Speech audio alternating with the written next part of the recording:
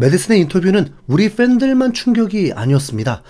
BBC 프리미어리그 리뷰 팟캐스트에서 리오 코커는 메디슨의 인터뷰에 대해서 당황하면서 리더가 전혀 없는지에 대한 의문을 제기했습니다.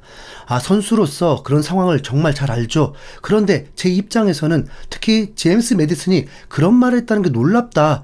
토트넘에서 리더십이 어디에 있죠? 누가 선수들에게 소리치며 자, 후반전을 시작해야 한다라고 팀을 모으는 사람이 있나요? 제가 그 경기를 보면서 와, 정말 대단한 전반전이었네. 후반전이 기대돼 라고 생각했어요. 그리고 저는 브라이튼이 후반 시작과 함께 빠르게 나올 거라는 걸 정확히 알았죠.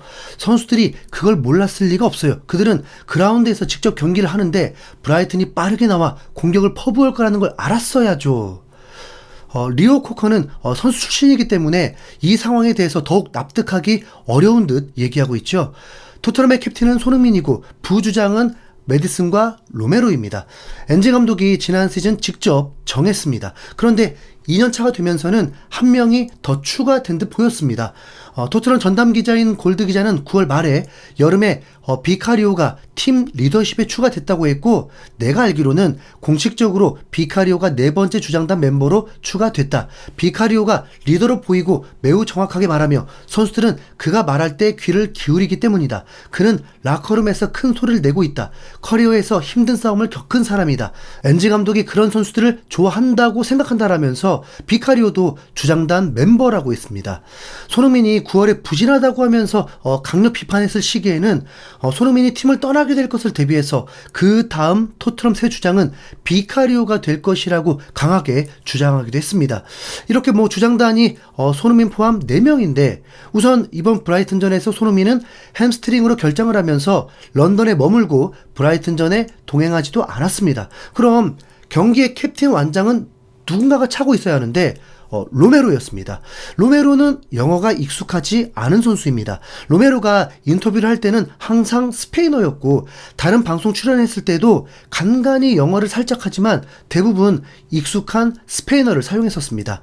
로메로는 월드 클래스 센터백이 되어가는 중이지만 손흥민이 없는 빈자리를 대신해서 캡틴 역할을 하기에는 분명 소통에 어려움이 있습니다. 완장만 찼다고 해서 캡틴이 아니잖아요.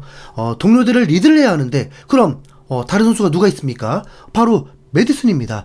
어떤 면에선 메디슨이 토트넘으로 이적하자마자 10번을 주고 프리킥, 코너킥, 키커가 되면서 손흥민의 자리를 위협하고 캡틴 자리까지도 넘본다고 생각한 정도 있는데 오히려 팀의 리더를 거부한다는 좀 느낌이 들 정도입니다. 이번 브라이튼전 후반전에 토트넘 선수들은 항상 그래왔던 것처럼 경기가 시작되기 전에 선수들과 어깨동무를 하면서 파이팅을 하려고 했는데 메디슨이 비카리오에게 손짓을 했고 비카리오가 팀을 대표하듯이 강렬하게 소리를 치면서 선수들의 사기를 끌어올리려고 했습니다.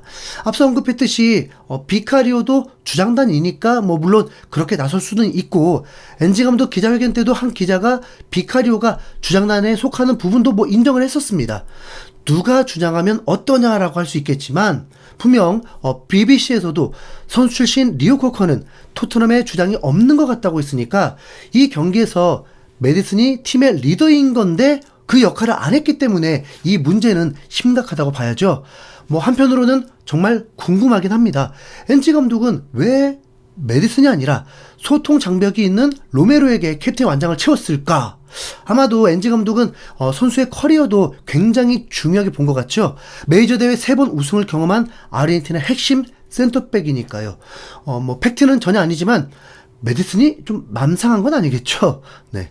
BBC에서는 이제 토론까지 있었습니다. 질문은 토트넘이 상황이 좋을 때만 잘하는 팀인지 엔지 감독이 팀을 더 강한 멘탈과 끈기를 보여줄 필요가 있는가 였습니다. 그런데 출연진은 서로 생각이 좀 다 달랐습니다. 한 게스트는 1년 전과 비교할 것도 없이 그냥 약하다라고 하고 다른 게스트는 이것이 토트넘의 DNA다. 62년 동안 응원했는데 과거에는 맨유에게 3대0으로 앞서면서도 3대5로 패한 적도 있다. 챔피언이 될 만한 자격은 없다. 또 다른 게스트는 엔지 감독을 100% 지지하면서 선수들 문제라고 강하게 비판했습니다. 전반전처럼 똑같이 한다면 토트넘은 상위권에 들 수 있다면서요. 나머지 두 명은 모든 강팀은 경기를 지배하기 위한 플랜 A가 있고 정말 추한 승리를 할지라도 승리가 필요한 플랜 B도 마련해 둔다. 토트넘은 그러나 플랜 B를 전혀 고려하지 않는다. NG 스타일은 아무도 이길 수 없다. 플랜 B가 없고 불리하게 흘러갈 때 변화를 주지 못한다. 이젠 지쳤다. 토트넘을 응원하는 입장에서 보면 보는 눈은 좀 비슷하죠. 전체적으로 보면 해결책은 플랜 B만 있으면 된다라고 해석도 가능할 것 같은데 토트넘의 레전드인 글렌 호들은 지금도 NG 감독을 지지하더라고요. 테나 감독도 아스톤 빌라와 비기고 난 후에 수뇌부에서 회의 결과 계속 유임하기로 결정했다고 합니다. 이 정도면 NG가 지지를 받을 수는 있겠다 생각은 드네요. 글렌 호들은 NG 감독이 좋은 일을 해낸 부분이 있다고 하면서 수비의 문제에 대한 건 인내심이 필요하고 계속 신뢰를 받고 앞으로 나가야 한다고 했습니다. 근데 해외 전문가들이 지적을 하면서도 한 가지 놓치고 있는 게 저는 보입니다. 자, 여러분, 헝가리 원정을 떠나서 풀타임을 뛰고 이틀 쉬고 3일 만에 다시 풀타임을 뛴 포로 컨디션이 체력 만땅인 유럽 대항전은 뛸 수조차 없는 제드 스펜스보다 진짜 훨씬 나은 겁니까? 토트넘이 브라이튼전에서 살짝 변화가 있었는데 유독 클루셉스키가 오른쪽 윙어 자리로 자주 들어갔습니다. 브라이튼 공략을 위한 약속이었을 수 있지만 반대로 포로의 부담을 덜어주기 위함일 수도 있거든요. 포로의 히트맵은 맨유전과 브라이튼전과 비교해 봐도 현저하게 색깔 차이가 납니다. 전술이 바뀌어서가 아니라 포로는 미토마를 제대로 막아본 적이 없습니다. 이게 진짜 포로의 잘못일까? 후반에 무조건 교체를 해줬어야 하는 게 맞다고 보지 않나요? 물론 결과론이지만 2대0 안심할 수 없어서 한 골 더 넣으면 그러려고 했다고 하지만 계속 밀리고 구멍처럼 느껴지는 게 정말 안타깝게 느껴질 정도였습니다. 포로가 정확히 뚫려서 실점만 한 건 아니에요. 그런데 그 자리가 약점이라는 걸 아니까 브라이튼의 공격이 계속 통하고 그러면서 흐름이 완전 바뀌고 넘어간 거니까요. 스펜스가 이런 상황에서까지 쓸 수 없을 정도면 이번 이적 시장은 정말 대실패고 그냥 명수 채우려는 것밖에 안 되잖아요. 스펜스가 교체 출전하면서도 분명 힘이 되어준 경기들 있었거든요. 그리고 한 전문가는 강한 어조로 확신하면서 방출을 촉구하기도 했는데 바로 베르너입니다. 우리도 알긴 알잖아요. 베르너 진짜 가능성이 없다. 그런데 그냥 골 결정력이 없다는 문제보다 더 치명적인 건 그 마무리가 안 되고 중간에 끊기면서 상대에게 계속 공격을 허용하게 만든 장본인이기 때문입니다.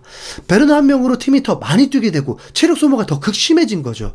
ESPN 해설위원은 베르너는 독일에서 무엇을 했든 영국에서 두 번 모두 할 수 없었다. 피니쉬를 끔찍했고 마무리를 못하면 수비에 대한 더 많은 압박이 가해진다. 그가 다음 경기에 출전하면 정말 충격일 것이다. 무어가 대신할 가능성이 크다. 100% 공감합니다. 존슨이 비판을 이겨내고 케인도 못한 것을 해낸 6경기 연속골을 기록했지만 베르너는 아예 상대에게 기회를 주는 공격만 하고 있으니까 이러고 보니까 토트넘은 정말 맨유의 퇴장 덕분에 이겼던 건데요. 퇴장이 아니었다면 진짜 후반전에 이와 비슷한 상황은 또 일어났을 것 같습니다. 진짜 공격 전술과 공격 전술이 붙으면 이기는 팀일 줄 알았는데 진짜 이거 어쩌죠 진짜. 앞으로도 이제 8개월이 남았단 말입니다. 자, 오늘 그냥 여기까지 소식 전합니다. 여러분 좋은 하루 되십시오. 윤수영구리였습니다.